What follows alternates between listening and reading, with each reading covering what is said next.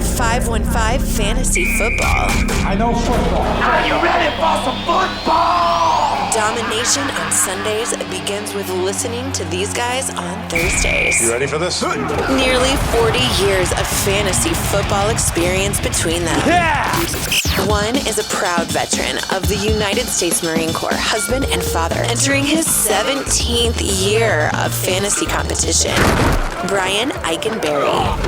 The other, also a proud husband and father, is one of the winningest fantasy minds in the state. Celebrating 23 years of excellence, Andy Hall. Let's get the game on! It's showtime. The 515 Fantasy Football Podcast with your hosts, Brian Eikenberry and Andy Hall. Week 17, equal parts excitement and disdain for Week 17. Those of you competing for a championship in this, the most unpredictable week for fantasy football handicappers like myself, you have my respect.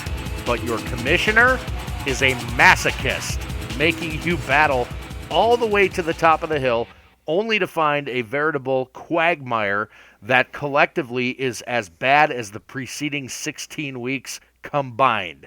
Welcome to the 515 Fantasy Football Show, Brave Warrior. Andy Hall joined by Brian Eikenberry, who has served as commissioner himself in a number of leagues over his nearly 20 years of fantasy football experience. What are your thoughts on the Week 17 championship, my friend? There is zero chance I'm running a championship in Week 17. I am not the old school thought process there on that piece. I do have a lot of old school tendencies in my leagues that I am the commissioner of. However, that is not one of them. I am with you, and I get the fact that when you're making a schedule out, let's say you're in a 12-team league, as I am in many of my leagues, you have 4 teams in 3 divisions. You want to play each of your opponents at least once, and your division opponents twice each, so that's 14 games.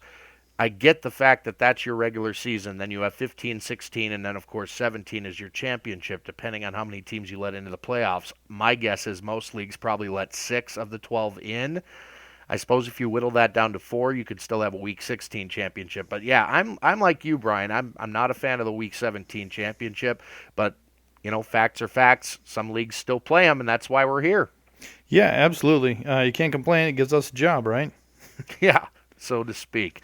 No matter how you found us, iTunes, Stitcher, Libsyn, or on the dial at 1350 ESPN Radio in Des Moines, we're pleased to have you on board for one last run-through of all the matchups, one last pop quiz, and one last set of bargain bin selections over the course of this hour. Brian and I will be hosting a fantasy recap show next week that'll serve as our last program of the season, FYI. Let's begin, as we always do, with some headlines of fantasy note. And in New England, Tom Brady says the Pats will, quote, go all out this week, unquote, in order to secure home field advantage throughout the playoffs. Great news for his owners. They're looking for a big game out of him here in Week 17. Eagles head coach Chip Kelly has been fired. I'm not sure anybody's surprised by that, Brian. Except for the players. It's kind of always funny to see how the players find out, and some of the players watch TV and found out. They found out a little late, apparently. It's that 24/7 news cycle world we live in, my friend. Ravens wide receiver Steve Smith, he has announced he will return next season. Many thought that he might be retiring after this season, but apparently Steve Smith can't go out like he did with a season-ending injury in 2015. The Cowboys have named Kellen Moore their starting quarterback for Week 17, not that it matters to any of you. Wide receiver Des Bryant has been placed on season-ending IR. What a disaster of a year it's been for him. Yeah, it was somebody that, you know, come draft time, I'm prepping and I'm just chomping at the bit and hope that Dez makes it to me. And I am sure glad he did not, because that would have been a huge hole in, your first pick. That's just crazy and kind of sad, but also that's the Cowboys, so I don't mind too much. Staying in the state of Texas, Texans quarterback Brian Hoyer has been medically cleared. He will start this weekend. Wide receiver Cecil Shorts, he's already been ruled out for this week's game with a hamstring injury. Browns quarterback Johnny Manziel is in the league's concussion protocol. Austin Davis may get the start this weekend. Colts have placed quarterback Charlie Whitehurst, otherwise known as Clipboard Jesus, on season-ending IR with a hamstring injury. Josh Freeman and Ryan Lindley have both been signed by the team. Both are taking first-team snaps in practice this week. Who it'll be under center for the Colts this weekend is anybody's guess, but goodbye their shot at the AFC South. Cardinals head coach Get Off My Lawn Arians confirmed Arizona will, quote, go all out to be Seattle in the Week 17 game, unquote.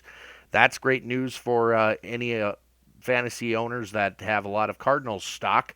Bears wide receiver Alshon Jeffrey has been placed on season-ending IR with a hamstring injury. Tight end Zach Miller did not practice on Wednesday. He's questionable for Sunday with a toe injury. Dolphins quarterback Ryan Tannehill considered day-to-day with an ankle injury. He should play on Sunday. Bills head coach Rex Ryan said Monday they'll err on the side of caution with running back LaShawn McCoy's knee injury. I think that'd be one of the dumbest moves of all time to try to plug him in. Looks like it'll be more of Mike Gillislee and or Carlos Williams in the Bills' backfield. The Chiefs may rest starters with virtually nothing to play for on Sunday. That's a pretty significant deal as you look at Week 17 and what other teams may have things sort of locked up. Nobody else on the AFC side, but on the NFC side, if you have any Washington Redskins, you might want to consider somebody else in that spot. Panthers running back Jonathan Stewart, quote, may be ready to play, unquote, Sunday. He's got a foot injury. He did not practice Wednesday. I don't expect to see him this weekend, but stranger things have happened. Jags running back Jonas Gray may have earned himself some additional playing time if TJ Yeldon sits again, and that's a very good possibility. Bengals quarterback A.J. McCarron considered day-to-day with a wrist injury suffered late Monday. It is his non-throwing hand, so I think he'll be okay. Tight end Tyler Eifert says he's medically cleared to play. He may appear this week versus the Ravens. If he does, I think it'll be in very limited fashion. Redskins running back Matt Jones returned to practice Wednesday. He had a hip injury that kept him on the sidelines the past few weeks. Saints running back C.J. Spiller, he's on season-ending IR, as is Niners running back Sean Drawn. And Seahawks running back Marshawn Lynch has been ruled out for Week 17. They are hoping to get him back in time for the playoffs. That's it for headlines. Believe you have our first matchup. You know what? I sure do, and I couldn't be more excited to talk about the Jets and the Bills. Something that we called way back was this trio of Fitzmagic, Brandon Marshall, and Eric Decker. I think we were back in Week 5 talking about this trio, and what they all do together is something so awesome. And I am not a Jets fan, but to see them play the way they're playing, especially for Fitzpatrick, it's really awesome. So to get right into it, Fitzpatrick, he's going to get a B. He's averaging just 1 sack a game. He has 18 total. So, he's going to have the good points. He's going to be out there. He's going to be playing. Plus, you got Rex Ryan on the other side of the ball. So there's always these little friction things in there. Running back Chris Ivory, B-. He isn't quite over 1,000 yards yet. I really expected him to pick a big load, but just from game flow and how they're kind of using the offense, and if you have two wide receivers and a good quarterback with some great chemistry, you're not just going to start handing the ball off to get your 25, 30 carries in a game between two running backs. Wide receiver Brandon Marshall, B+. He's always getting a good grade. He shows that he was worth that killer disaster of a trade from Chicago. They really whiffed on that one. Wide receiver Eric Decker, he's also going to get the B+ here. The Bills are not as this big defensive powerhouse as everybody thought they were going to be heading into this season. It's going to benefit the Jets a lot this week. So both wide receivers for the Jets they're going to get a B+. No tight end of value on the Jets.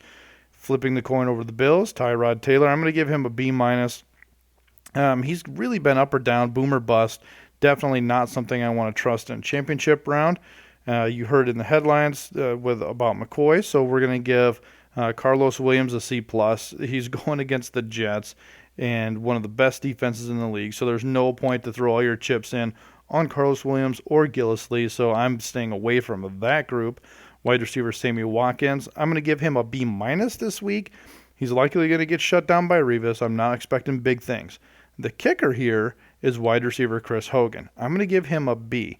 And the reason I do that is because the Jets have a tendency to give up a lot more yardage to that number 2 wide receiver.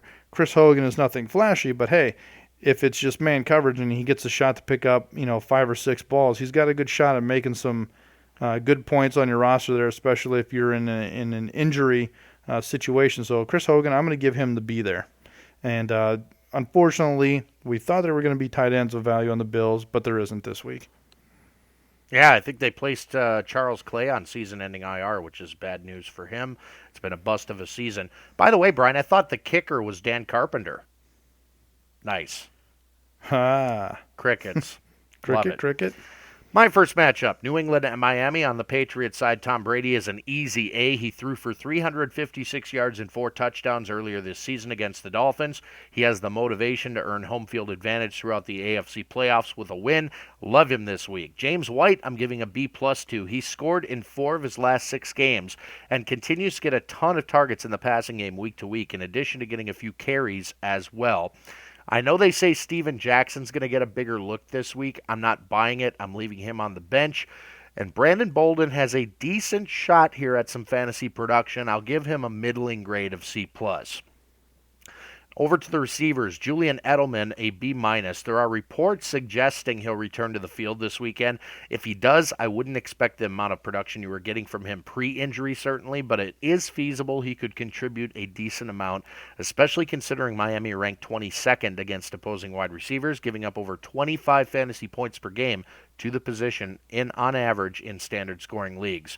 Danny Amendola, a C+. If he can go, he's another guy I'm not sure I'd trust in my fantasy championship, but he's there. Brandon LaFell, also a C+. He's also dealing with an assortment of minor injuries that have limited him in practice recently. Kind of a boomer bust option. Very little boom shown thus far here in 2015, which is disappointing. Keyshawn Martin is your other receiver of fantasy note, and I would just leave him on the bench. I haven't seen enough from him just yet. Over to tight end, of course, Rob Gronkowski's an easy A. No doubt you're starting him. Over to the Dolphins side of the ball, Ryan Tannehill is a C. There are much better options out there with much better matchups, so I'd just leave him alone if I were you. To the running game, Lamar Miller, a B-. The Patriots love to take away an opponent's biggest threat. Miller, by definition, is that. In addition, there's that head-scratcher of how the Dolphins coaching staff will attempt to use him this week, if at all. Jay Ajayi, I'll give a C to. If Miami does score a rushing touchdown this week, my bet is Ajayi will get it. Jarvis Landry's really your only wide receiver of fantasy note here. I give him an A. Easily the most consistent weapon Tannehill has in the passing game. And as far as tight end goes, Jordan Cameron, I give him a B. He's kind of reemerged in the tight end one discussion here recently. The Pats are typically very good against opposing tight ends, but Cameron may get more work with injuries to the Dolphins' receiver core. On to the Saints-Falcons here. This is something that's going to be pretty interesting. Quarterback Drew Brees, he's in his quest for 5,000 yards again. The bad side is he needs about 470 to get to his 5,000 mark. Unfortunately, he is going up against a pretty stout Falcons pass defense, so I'm going to give quarterback Drew Brees a B. He also has the pressure of, is this his last game in New Orleans? So I'm going to give him the B there, just being a little conservative. Not sure how his wide receiver is going to pan out. Running back Tim Hightower, I'm going to give him a B+. I think he's your best start on the Saints roster. His 3.9 yards per carry isn't great, but he's shown some pretty good things. I was really a doubt. I wasn't expecting much at him. But if you look at last week, and he might be playing for a job in 2016 somewhere else as a starting running back. So always be on the lookout for that. Wide receiver Cooks and Snead both are going to get B- for different reasons. Cooks, he's the only one who's left who's worth a darn, but against the Falcons pass defense, who also give up the second fewest points to wide receivers in fantasy football. Snead, on the other hand, he only gets 15% of the targets. He's likely your most viable option in the pass catching, I think, as the second wide receiver usually benefits the best for Brees' quest here for the 400 yards, with Cooks drawing the most coverage. Also, don't forget about tight end Ben Watson. He was kind of the big threat through probably through weeks 4 through 10. He has cooled off quite a bit since then, as he's only averaging 50 yards per game. But he is that touchdown threat, as he is a big boy. Flip over to the Falcons side of the ball, you have Matt Ryan. He's going to get an A here this week. It's obvious. Who doesn't get an A against the Saints pass defense? So Ryan applies to that. Running back Devonta Freeman, B+. His yards per carry have been slipping over the last 5 or 6 weeks. He's down to a 4.1. There used to be at a point in time where he was like 5.4, 5.5 we were talking about him. So he has consistently been dropping, likely because defenses are figuring out how to play him, but not the Saints defense. So he does have 11 touchdowns, which is always great to see. So I'm going to give Freeman that B+. Wide receiver Julio Jones, I'm going to give him an A. Bravo to all the owners out there for holding on to him and keeping up the faith. You're obviously not going to draft him, but it was something worth trying to trade away mid-season there. He's been coming up huge this second half of football. So obvious A for Julio. Roddy White, interesting situation for Roddy here.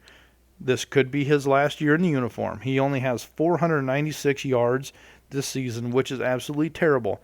But I would give Roddy White a thought here this week, as it could be his last hurrah game here in Atlanta. So you always want to watch out for the hat tips, especially once he started kind of running his mouth and getting upset about play calling. They started looking in his direction more. Also, tight end Jacob Tamme, B-. He's really only a yardage option here. He only has 1 touchdown on the season. So be careful of Tamme. My next matchup, Detroit at Chicago. Begin on the Lions side with Matthew Stafford. I give a B+ to him. Chicago doesn't give up a ton of yards passing per game on average, but Stafford has the weapons to exceed that number and then some, at least in my opinion. Amir Abdullah is a C+. The Bears allow 4.5 yards per carry on the season, but have only given up 9 rushing scores. Abdullah is not the best bet to get one this week, but should be in line for plenty of work in between the 10s. Theo Riddick is a C+. He'll continue to be targeted plenty in the passing game, but shouldn't be considered unless you get a full point per reception in your league.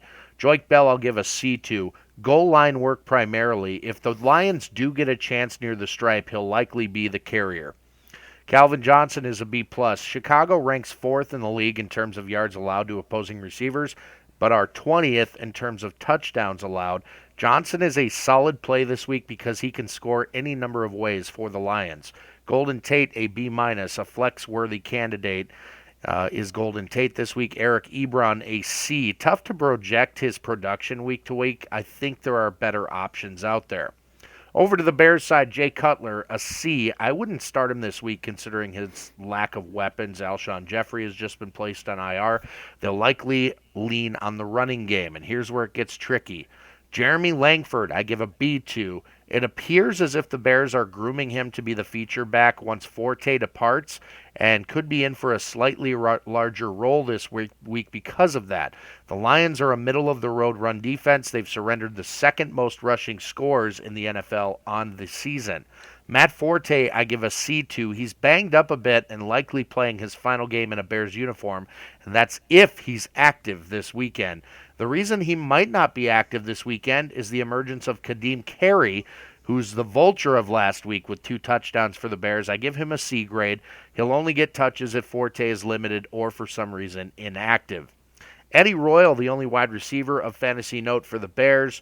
Only if you're in the most desperate of circumstances at the position, chances are you could find a better option on the waiver wire.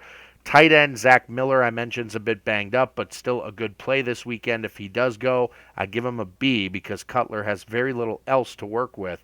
So Zach Miller is a guy you should be looking at tight end. Eagles-Giants here. This matchup, I'm kind of excited to watch this game kind of develop this year. It's kind of surprising to see both of these teams playing at the end of the season, and neither one of them is going to be in the playoffs. So it's going to be fun. They've got nothing to lose, nothing to play for, so I'm just looking for a smash-mouth game here. Quarterback Sam Bradford, B+. And the reason I'm giving him the B+ is mainly for next season's performance. He's probably going to be a backup somewhere next year. I don't see him being a starting quarterback again, but he has to know people are watching him play and for that role. So if he was ever to put together a big performance, he's got the Giants' pass defense, and he has every reason to go out there and succeed. So B+ for Bradford. Running back DeMarco Murray. Who? Exactly. If I'm looking for a running back to play, it's going to be Matthews here, B. He's going to get the B for pass catching on display. Bradford's a little benefactor there. Bradford needs to complete passes for large gains and really move that ball down the field. I look for Matthews to be one of your biggest starts on the Eagles roster. Also, wide receiver Jordan Matthews, B+. He's the garbage time champ here. He had 106 and a touchdown last week. Same thing, same rules apply this week again. It's the Giants' pass defense. I think Jordan Matthews is going to be a pretty good start here, but he is Jordan Matthews, one of the biggest wide receiver disappointments this year. I'm going to throw in Huff as well. I'm going to give Huff a C because it's the Giants and the Giants only. So I'm going to give Huff that C, but also tight end Zach Ertz, I'm going to give him the B-. He's kind of been up and down, pretty much non-existent, only making a few catches here or there. But I think this is a game, especially with the Giants giving up those extra points to the tight end. I think this might be his game. And who knows, it could be the final game in an Eagles uniform, so you've got that going for him as well. On the Giants side of the ball, quarterback Eli Manning, he's playing for nothing. Last home game here, grip it and rip it. There's lots of these emotional kind of matchups that I'm really starting to look at this week, especially in something like the NFC East. You've got Vereen. I'm going to give Vereen the hat tip here for a fantasy football running back, especially in the PPR. Vereen B, just because of his pass catching, that PPR nod there if your league is going this deep. Jennings, B-. He's rarely used effectively. He only has about 30 yards per game, doesn't even catch passes anymore. So start Vereen over Jennings if you have to. Wide receiver Odell Beckham Jr., this is going to be an A for him because of that whole revenge game factor. He's going to want to end the year on a high note. He's probably going to stay out of a lot of trouble, and look for him just to really make people get those extra yards, those huge catches. He has to, so ODB, obvious A, go on him. Randall's B-. He's playing second fiddle. He only has half the yards, half the targets, and half of the touchdowns as Odell Beckham, even with missing that game. So clearly Randall is half as much, so he gets half the grade as ODB. And there is still no tight end on the Giants roster for your fantasy roster. All right, the other NFC East matchup, Washington at Dallas. On the Skins side, I have to tread very carefully here, Brian, because Washington is one of two teams in the NFL whose playoff spot is locked. They are going to be the 4 seed. They are the NFC East champion. They have nothing to play for in this game. Kirk Cousins is the starting quarterback. I'm guessing he'll start the game. I'm not sure how long he'll play.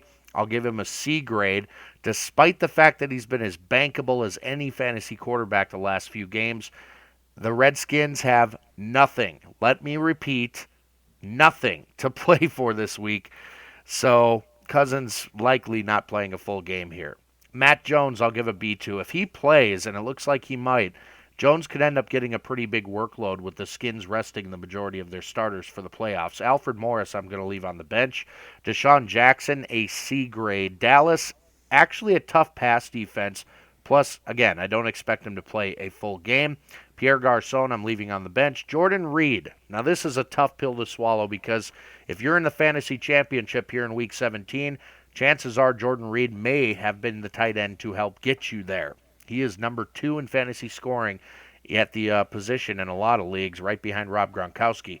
But I'm giving him a C grade. He'd normally be a no-brainer A, but again, the fact that the Skins won't want to risk getting him hurt in a meaningless game, my guess is he barely sees the field, if at all. Over to the Cowboys side, Kellen Moore's your starting quarterback, obviously leaving him on the bench. Darren McFadden, a C+. He'll likely give you his 80 to 120 combo yards and 0 scores against a Washington defense that gives up yardage but not a lot of touchdowns. So it kind of plays right into what McFadden's strengths and weaknesses are.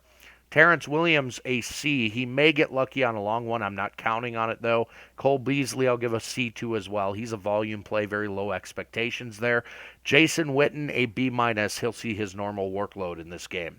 Yeah, so there's a lot of good matchups that I want to watch, and one I don't want to watch is the Titans-Colts. I definitely am not looking forward to this game at all. Quarterback Marcus Mariota, B-. The rookies come out. He's had some great times. He hasn't had some great times. But on a positive note, he nearly has a 2-to-1 touchdown-interception ratio. And in this last game, if you're even thinking about starting Mariota, try not to. B-. He has no wide receivers to work with, and he's got a struggling running game. On to running back Antonio Andrews. As I just said, struggling running game. However, he is playing the Colts, and somebody has to do something on offense. So I'm going to give Andrews the B+ here just because I see about 60 yards and a touchdown. So I'm expecting that kind of a workload, which should be decent enough to nab him that B or B+. Wide receiver Harry Douglas, B-, and wide receiver Dorial Green Beckham is a C. Neither of these guys have been something to rely on, so don't waste your time.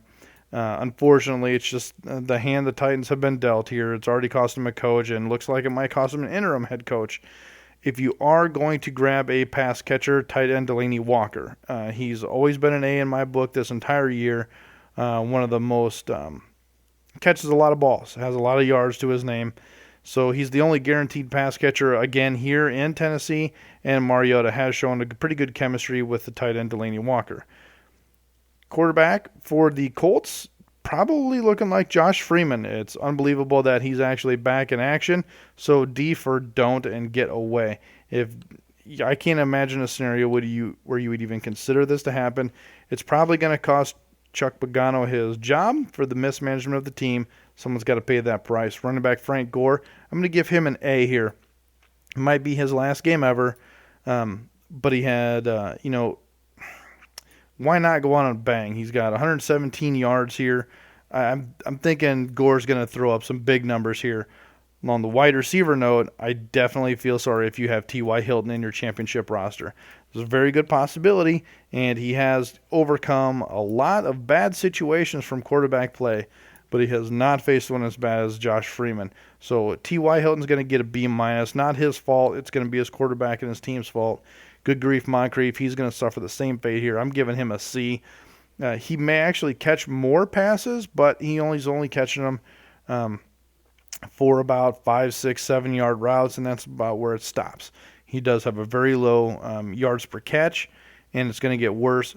On a positive note, he does have more touchdowns than T.Y. Hilton, which was something that was extremely surprising looking at the season-end stats, and there is no tight end of value on the Colts roster. So because I like to disagree with you, Brian, I see the Titans a lot differently than you do this week.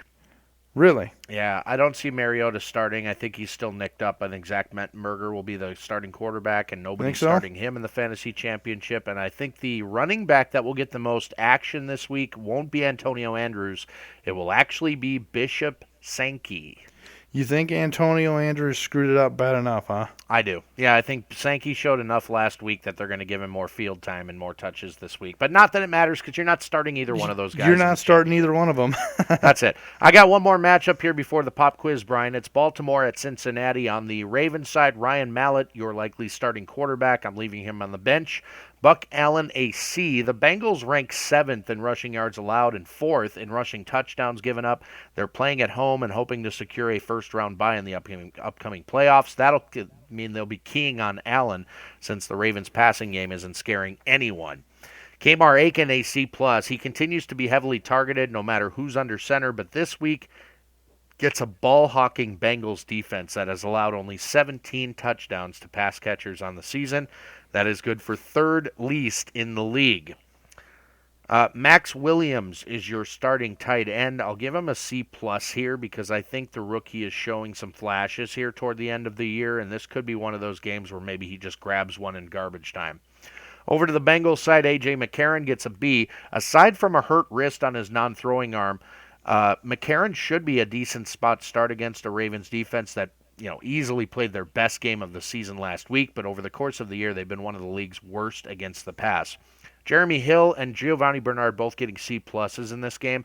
Baltimore is even stingier than the Bengals are against the run. They currently rank 6th in fantasy points allowed per game to the running back position in standard scoring leagues, and unless Hill gets a goal line opportunity, he's probably not the best bet to help carry you to a title in Week 17. I think Bernard is more the pass-catching guy, some carries mixed in, but I don't like or love either one of them this week. A.J. Green I do love, though. I give him an A. He should be one of the best starts of the week at the wide receiver position, facing the Ravens, who give up more fantasy points per game to wide receivers than anyone except the Steelers. Marvin Jones, a B, a very good flex option this week. And Mohamed Sanu, I'll throw him in the mix with a C grade. He's a guy you could take a flyer on if you have no better options. Tyler Eifert says he'll play this week. I'm not so sure that'll be the case, and if he does, it'll be extremely limited. So I give Eifert a C grade. All right, Brian, it is time for everybody's favorite segment, especially yours, the Pop Quiz. Oh, man, one of the last ones here. Let's do it. Make it a doozy. Yes, indeed, sir. Question number 1. Cardinals rookie running back David Johnson, University of Northern Iowa alum, has been on a tear as of late. In his last 4 games, now keep in mind this is post-Chris Johnson injury, David Johnson has averaged 24.23 fantasy points per game and half point per reception leagues. Where does David Johnson get drafted in a 12-team redraft before next season? Well, I'm going to say he's one of the top running backs to take heading into next season. And the one statistic that I look at as my running backs as a whole to see the whole body of work, because sometimes, you got a lucky game here or there, is your average yards per carry. 4.9 for David Johnson. That's insane, especially for a rookie. Oh, by the way, he has 8 touchdowns as well. All right, so where does he get drafted? Well, he's going to be, in a redraft. I'm going to say he's in the top 10, probably between 7 and 10, right in there. Okay. Give me a number. Yeah. So that means I was close to your answer. You're in the range. I just need a number. Let me go with 8. Okay. Correct answer is actually 9. Oh, you kidding me? My super early first round in 12-team redraft looks like this. Antonio Brown, Gronk, Julio Jones, Odell Beckham, DeAndre Hopkins, Le'Veon Bell, Adrian Peterson, Allen Robinson, David Johnson, Todd Gurley, Devontae Freeman, Brandon Marshall. David Johnson, the 9th overall pick of the first round. Intriguing. Question number 2. How many running backs will be drafted in the first round in 12-team redrafts next year? Man, you were just making this absolutely impossible. I will say 5. Is that your final answer? Yes. Gronk, Antonio Brown, Julio Jones, Odell Beckham, Cam Newton, and DeAndre Hopkins are good bets for non-running back first-rounders next year. That leaves 6 spots by my count. Kidding me. Including Devontae Freeman, David Johnson, Todd Gurley, Adrian Peterson, Le'Veon Bell, and Doug Martin. You could make a good case that Brandon Marshall and Allen Robinson also belong in the first round, as I did just a bit ago, perhaps in place of maybe a Doug Martin and or a Cam Newton. But the answer, I think, is 6. And it'll probably be more than that, Brian, because people tend to forget year after year that running back position is so volatile. And this year, more than ever, the injury bug hit that running back position really hard. So I am going to continue doing what I always do and just load up on tight end, running back like Gronk, and then wide receivers in that first round. So, all right. Question number 3, Brian. You make the call. In one league championship this past week, a stat correction resulted in a tie between the 2 competitors. What is your ultimate tiebreaker in fantasy championship games? I've never really thought about this, to be honest with you. If it's a tie in the championship game and you have to have a winner, absolutely have to have a winner, and it's a tie in the championship, I'm going with overall season points. Okay. My answer is this. First tiebreaker is whether both owners had paid their entry fee, quite honestly. Yeah, that's well, you wouldn't even make it into the first week if you haven't paid me. Oh, there you go. But I'm just saying, like, if I put it on the books, that's what it would look like. Second tiebreaker, however, assuming neither owner is a cheapskate, is cumulative yardage totals for quarterback, all running backs, receivers, and tight ends. Really? Yes. That's pretty hardcore. I mean, if you think about it, most leagues at this point have transitioned over to decimal scoring, which really eliminates ties, but sometimes it does happen. And in a championship game where there absolutely does need to be a winner, it's the championship. You take all the yardage totals for that week, quarterback, all your running backs, receivers, tight ends, you add all up all the yardage, and whoever has the most is the winner in that second tiebreaker. That's actually I like that. That's actually a pretty creative way to really focus in on that one specific week rather than a season as a whole. Thank you. I like that. The third tiebreaker, however unlikely, is the least amount of turnovers committed by those positions total in that week. You are tricky, sir. I definitely believe this was the most rigged pop quiz that has been in existence in 17 weeks. Well, now you owe me another lunch. How do you feel about that? I definitely dig my Mexican fajitas. Fajita Tejana, my friend. All right, go Fajita on with your next Tejanas. matchup. All right, I got to figure out where I am now. All right, you got me talking about food. I got all excited. Darn right. All right, well, we're going to do the Steelers-Browns here. One thing I do like, I will credit the NFL, is making these division games in the last week of the season, hoping they actually meant something, giving teams something to play for, especially that division. But they didn't consider the fact that the Steelers would be playing the Browns, and the Browns would never have a shot at anything. On to the matchup, quarterback Big Ben. He's an obvious A here. For a season total, he has 68 completion percentage, which is awesome. He does have a little bit more interceptions, but I'll credit those to the games he was playing through the injury. Still has well over 300 yards per game, so Big Ben, A. Running back D'Angelo Williams, he's going to get an A. One of the most valuable backup running backs that's been in fantasy football, and pretty much as long as I can remember. He's responsible for controlling the game. He's got some big numbers, 4.6 yards per carry. He's definitely going to add to that, especially if the Browns go up quick. I don't expect, while the Steelers do have stuff to play for, I don't expect them to really kind of run it up to a 50-bagger on the Browns if they don't have to. Wide receiver Antonio Brown, with that said, he will get an A. He's got over 1,600 yards, receiving yards on the season. This could be another game where he does throw up 200 just because it is the Browns. Same result. Antonio Brown, he's going to have a good day. Wide receiver, I will throw this one out there because I got called out on Twitter. I did not give Marcus Wheaton a grade last week because I didn't feel it was necessary. He is very TD reliant. He's not getting the big yards because of brain fart. Brown and Bryant? Yeah, Martavis Bryant. There we go. He's not getting those yards like Martavis Bryant is, who's going to get the B grade this week. So Wheaton, he's going to get the C plus just because he is that TD reliant. So Bryant B, Wheaton C plus. Heath Miller, he's going to get the C. He just doesn't get that production like he used to anymore. You have to realize it's not name recognition. It's about what have you done for me lately. Heath Miller's case, not very much. On the Cleveland side of the ball, you've got quarterback Austin Davis. So we talked about this. What's going to happen? How is this going to work out? Probably not well. Well, let me give you statistics to prove why this could work out. One, he's playing the Steelers' pass defense, which is ranked 27th, and the average is 278 yards per game. Reason number two, Austin Davis has a 66% completion rate in his 2 games that he has appeared in, which is higher than anybody else on the Browns. And he's got 1 touchdown and 1 interception, so he hasn't thrown more interceptions than touchdowns.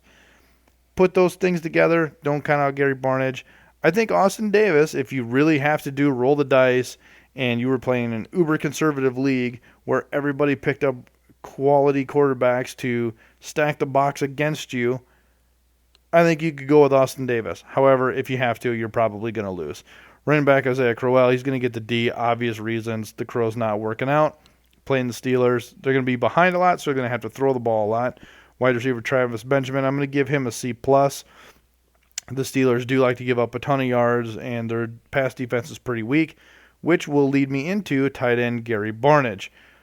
Barnidge, it's pretty bad, but good for him. He has the second most in target percentage at 19%, but he has the most yardage. He almost has 1,000 yards. He has 15 catches for over 20 yards, and he has 9 touchdowns. Tight end Gary Barnidge is by far above head and shoulders the best wide receiver on the Browns roster. Jacksonville at Houston's my next matchup. For on the Jags side, Blake Bortles, I'll give him a B. The Texans have been downright nasty against opposing passers in recent weeks, but Bortles should be able to surpass the 212 passing yards the Texans allow per game on average, not to mention take advantage of the fact that Houston has allowed 24 passing scores on the season. With all the weapons he's got through the air, tough to bet against him. Jonas Gray is a B- this week. The Jags coaching staff wants to get a good look at him this week, with Yeldon likely out another week and Robinson underachieving the past couple weeks. Houston has been downright stifling against opposing runners the past couple weeks, but Gray should be a decent volume play regardless. Allen Hurns and Allen Robinson both getting B-pluses from me in this matchup. For Hurns, over 1,000 yards receiving and 10 touchdowns on the season. You're probably not benching him, nor should you. For Robinson, nearly 1,300 yards receiving and 14 touchdowns on the season. You're definitely not benching him, nor should you. Julius Thomas, I'll give a B- to. A sneaky good play this week, despite disappearing for much of Week 16 and disappointing his owners last week with kind of a dud. Over to the Texans side, Brian Hoyer's your starting quarterback. A- for him. The Jags have allowed the fourth most passing yards in the league this season, a total of 28 passing touchdowns to only 8 interceptions. Hoyer may be a bit rusty coming off a couple weeks off in the league's concussion protocol, but he should be able to get the job done against a bad pass defense in a must-win game. The Texans could be your AFC South champions for the first time in ever. Texans running backs I'm going to leave on the bench. It's impossible to predict who will get the lion's share in this offense, plus Jacksonville's actually pretty darn good against the run. Gun to my head, I guess Alfred Blue is probably your dart throw if there is one here, but I don't personally believe there is. DeAndre Hopkins is an A, 104 receptions for over 1,400 yards and 11 touchdowns. You get the gist. You're not benching. Nate Washington, a B. I love him as a complement piece to Hopkins in this offense. The Jags rank in the bottom half of the league against opposing number 2 wide receivers on the season. No tight end of fantasy note for the Texans. All right, we're going to do the Raiders-Chiefs here. Probably going to set the record for the fastest matchup. However, I do want to spend a minute on quarterback Derek Carr. I'm going to give him a B+, and he is going against the Chiefs, above average pass defense. However, he made it through all the games this year. He's going to hit 4,000 yards. He nearly has a 3-to-1 touchdown to interception ratio, which is absolutely awesome for anybody named Carr in the quarterback position. So I'm going to give him that much needed B+ range. Running back Latavius Murray, he's going to get a B. He's still rocking that 4.1 yards per carry. He only has the thing that the knock on Murray for me is he only has 9 carries for 20 yards or more in his 15 games that he has started. So that's a little troubling for me. He's averaging 69 yards per game, and he's fumbled 4 times. So Latavius Murray, he's going to get a B. Wide receiver Amari Cooper, he's also going to get a B. While he is getting 21% of the targets, he only has 1,000 yards on the season. So to get that big grade there, being that number 1, it's tough for me to give him in that A category. So I'm going to give him a B. Crabtree also, he's going to get a C. He's cooled off lately, over the last 4 or 5 weeks. He's kind of been quite dismal. And he's really just started lowering his average. He still does get targeted more than Amari Cooper does, but he's doing much less with those targets, sadly, and only averaging 59 yards per game. Onto the Chiefs side of the ball, Alex Smith, I'm going to give him a B. Smith has shown just a little bit of a career resurgency here, especially when compared with Kaepernick. Alex Smith has 18 touchdowns to 5 interceptions. While he's still not your dominant fantasy football quarterback, he's also not going to cost you the game. In fantasy football, he's going to average you 15, 20 points, and that's what you can expect.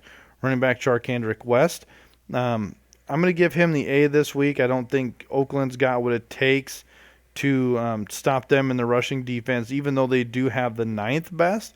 They are giving that up. Charkandrick West has just looked like an absolute stud lately.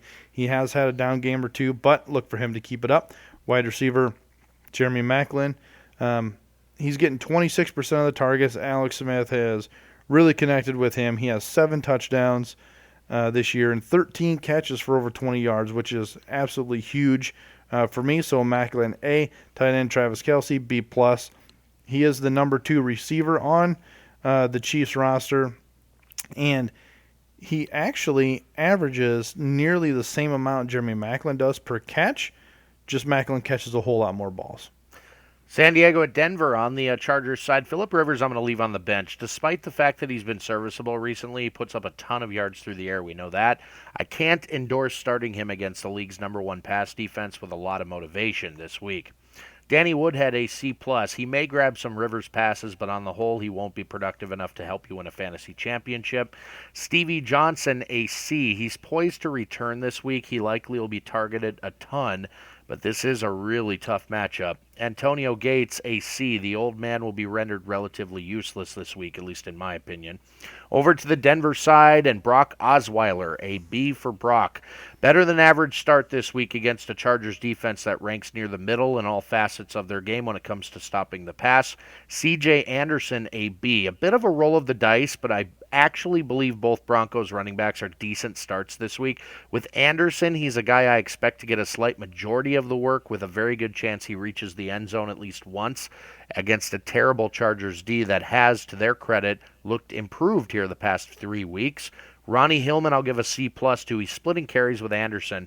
He's got the burst to score at any time, but typically does most of his damage in between the 20s. As far as the receivers go, Emmanuel Sanders, I give a B+ to. Slight advantage over Thomas. Sanders got great chemistry with Osweiler, the ability to break one at any time.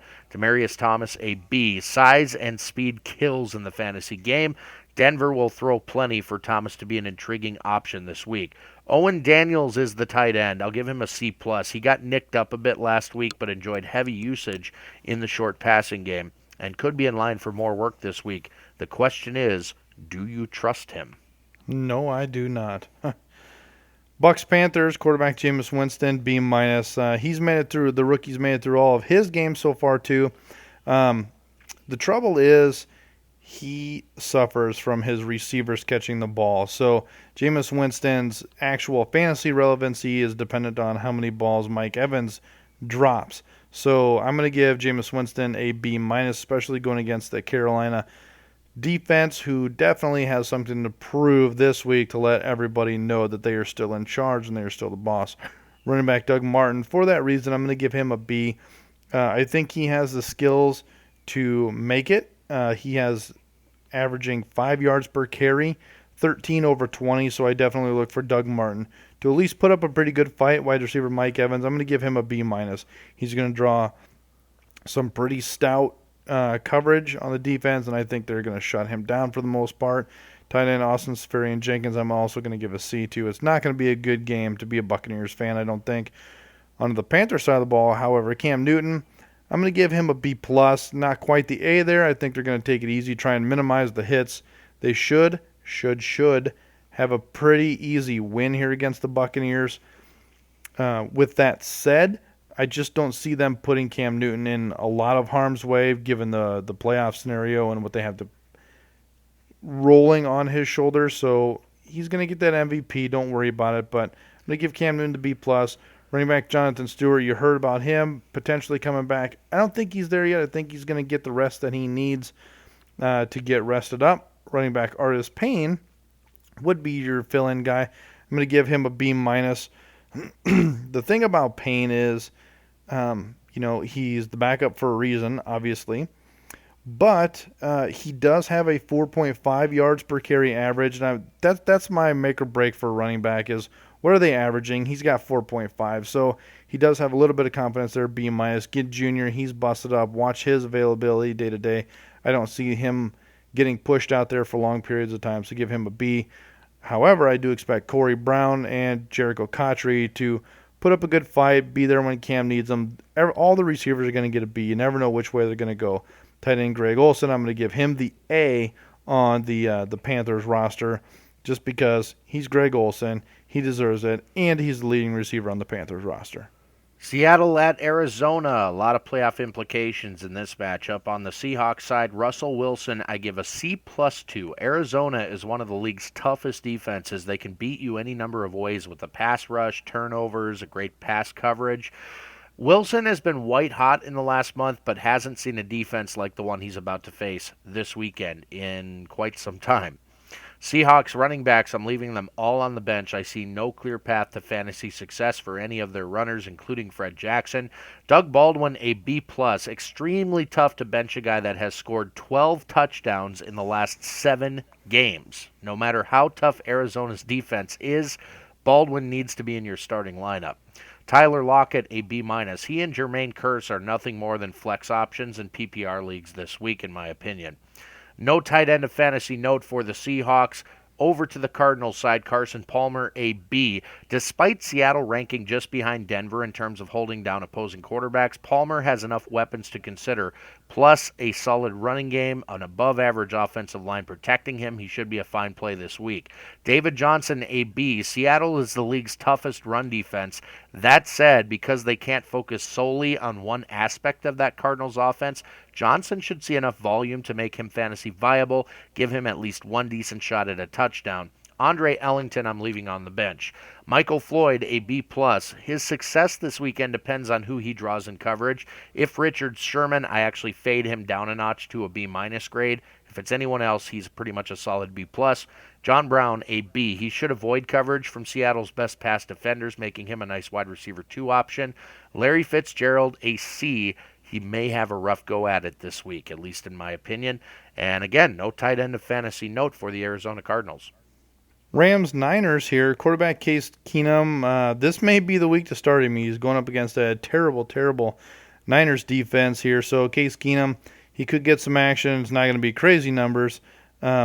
He does have over 60% of his passes completed. So that's something going for him. He has a 4-to-1 touchdown ratio, if that's what you're looking for. And he's going up against that. However, you have to look at his options. So I'm going to go out on a limb here. I'm going to give Case Keenum a B-. Running back Todd Gurley, he's going to get that A start here. He's been kind of up or down the last couple of weeks. He does have a 4.8 yards per carry, 10 touchdowns. Look for Gurley to extend. He's got 1,100 yards on the season. Look for him to extend that. Maybe even another 100, 150. So Gurley is an A start. Wide receivers of note on the Rams are Britt and Austin. Both will receive C+. They're usually pretty terrible. The leading receiver is Kenny Britt with 600 yards, which by comparison, I think Antonio Brown has that in 3 games.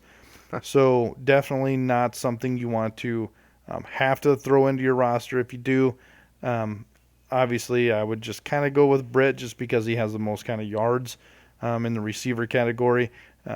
Obviously, no tight end, just because we're not allowed to say his name from the Rams roster. Tight end Jared Cook. No. Yep, I said it. Sorry, I apologize. You're fired. Yeah, perfect. On the Niners side of the ball, quarterback Blaine Gabbert, B-. Gabbert, he's not terrible. He's not going to lose you the game, but if you throw him in there, he's not going to get the touchdowns. He's not going to get the yardage, and I don't think it's all his fault. It's also his wide receivers. There's not a lot to work with. If you look at a roster that's been completely decimated in the running back position and then just never really had the receivers to get going at San Francisco.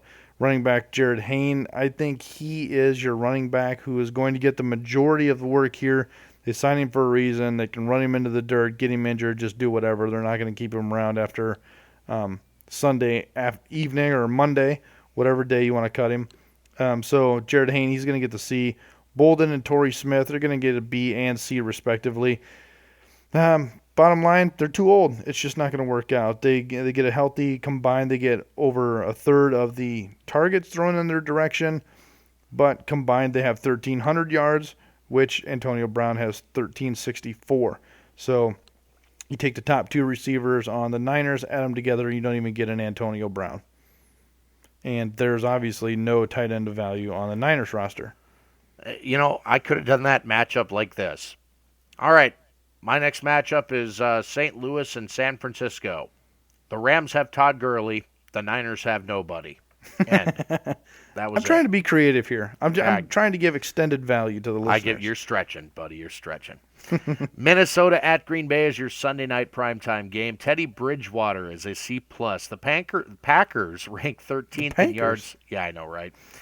They're ranked 13th in yards allowed to opposing quarterbacks and have allowed only 20 passing touchdowns while intercepting 15 enemy passes this season. Not a great matchup for touchdown Teddy without taking into consideration that Lambeau Field is where this game is being played. Adrian Peterson an A. He's got a shot at his third rushing title. He likely will carry much of the load as the Vikings look to steal the division from Green Bay on their home turf. I expect a massive amount of touches from Adrian Peterson this week. Stephon Diggs, a B. He's a home run threat that can get behind Green Bay's secondary. If Teddy can find him, he could get it. Trouble is trusting him in your fantasy championship. Mike Wallace, I'm leaving on the bench because you're not starting him. Kyle Rudolph, I'll give a B to this week. He's got Teddy's eye on intermediate and sideline routes. He's earned his quarterback's trust as well, especially in the red zone. Aaron Rodgers, I give him a B this week. Despite all his troubles, Rodgers always brings his A game when he plays the Vikings. He threw for 212 yards and 2 touchdowns last time these teams met in Minnesota back in November. This one's for the division title in Green Bay. Where the Vikings can succeed is taking advantage of a banged-up Packers O-line. If Minnesota's D-line can create a decent pass rush and keep Rodgers uncomfortable, they should stay competitive. Eddie Lacy is a B- with the Vikings' defensive run stoppers all back on the field and healthy. I don't see Lacy repeating the success he had in Minnesota a little over a month ago. James Starks, I'm leaving on the bench. Randall Cobb is a B. If he can create any separation from the Vikings' D-backs, he could be in for a big game, but that's been the issue with him all season long. Minnesota has some very good players in the secondary. It's been tough to rely on Cobb here in 2015. James Jones, a C. He scored in the team's first meeting, but has done virtually nothing since then. You just can't trust him. And Richard Rodgers is the tight end. I'll give him a C grade. He hasn't factored into the game plan all that much here in recent weeks, but you just never know, Brian. All right, it's time for the bargain bin in case our listeners need a flyer, a dart throw. One quarterback, one running back, one receiver from each of us. Who's your quarterback this week? Well, unfortunately, if you do need our help in this category, so my bargain bin is going to be quarterback Austin Davis. I kind of went over his stats. If you look at his small body of work, my quarterback's Brian Hoyer. He's been out for a couple weeks working his way through the league's concussion protocol, but he steps right back in against the Jags secondary that has given up the 4th most passing yards this season and the 6th most passing touchdowns. Given that this is a must-win game for the Texans, who'd love nothing more than to lock up that AFC South title, I'm willing to bet Hoyer and that Texans passing game will have a lot to do with it. Who's your running back? My running back is Artis Payne here. I don't believe Jonathan Stewart's going to get into that starting lineup. I would look for Carolina to be a little bit more conservative, keep Cam safe, and hand the ball off a lot. Mine's James White, New England Patriots. He's scored receiving touchdowns in 4 of his last 6 games. Plus, he's added 2 rushing scores in that span as well. Faces a Dolphins defense that gave up 3 receiving scores to Danny Woodhead just 2 weeks ago. They can't stop the run either. In case White actually does get a few carries. Only takes 1. Who's your receiver? My receiver this week is going to be Roddy White. I definitely think they're going to try and give him his swan song and hook him up in the passing game, send him off on a right foot. Obviously, it's all speculation, but it's what I like to do. Mine's a tight end. I'm taking Zach Ertz. He has 26 receptions on an incredible 37 targets since Week 14. And gets a giant secondary that gives up more fantasy production to opposing tight ends than anyone except the Saints, and have surrendered tight end scores to both Kyle Rudolph and Greg Olsen here in just the past 2 weeks. Take a shot on Zach Ertz. I'm telling you, I'm doing that in one of my leagues where I'm in the championship. So I have a question. Is there any team who gives up more anything than the Saints in any category? Actually, yes. Wide receiver category, the Pittsburgh Steelers give up more fantasy points than the Saints do per week. Yep. Well, that's some locker room material there, I guess they could hang up. There you Look have at it. Positive. If you missed any part of the show, feel free to check us out on iTunes, Stitcher, or Libsyn. 515 Fantasy Football is on Facebook and Twitter at 515 Fantasy. Brian and I love to help set championship lineups prior to kickoff Sunday. We also love compliments in case you won your title this past week and we had any part of it. Feel free to hit us up anytime. A reminder, one last show next week as we recap the 2015 fantasy season and begin looking forward to drafts in the summer of 16. Anything to add, Brian? Yeah, this has been great. We have heard some feedback. Some people who aren't as experienced in the fantasy realm say, hey, you know what? Just want to let you know your advice has definitely helped us out. With that advice, I encourage everybody to head out. If you do listen to us on the podcast side of the business, head out to iTunes. Let us know. Give us a rating out there. Leave a review. That helps us show up on other people's radar. And also, just from the 1350 aspect, head out to the 1350 ESPN Des Moines website. Leave some feedback. Let people know that you love us, and we'll see you again next time. We wish you the absolute best of luck in your Week 17 championship games. We wish your commissioner a plague upon his house for making you compete in the most unpredictable week there is in the fantasy football universe. For Brian Eikenberry, I'm Andy Hall. This is the 515 Fantasy Football Show.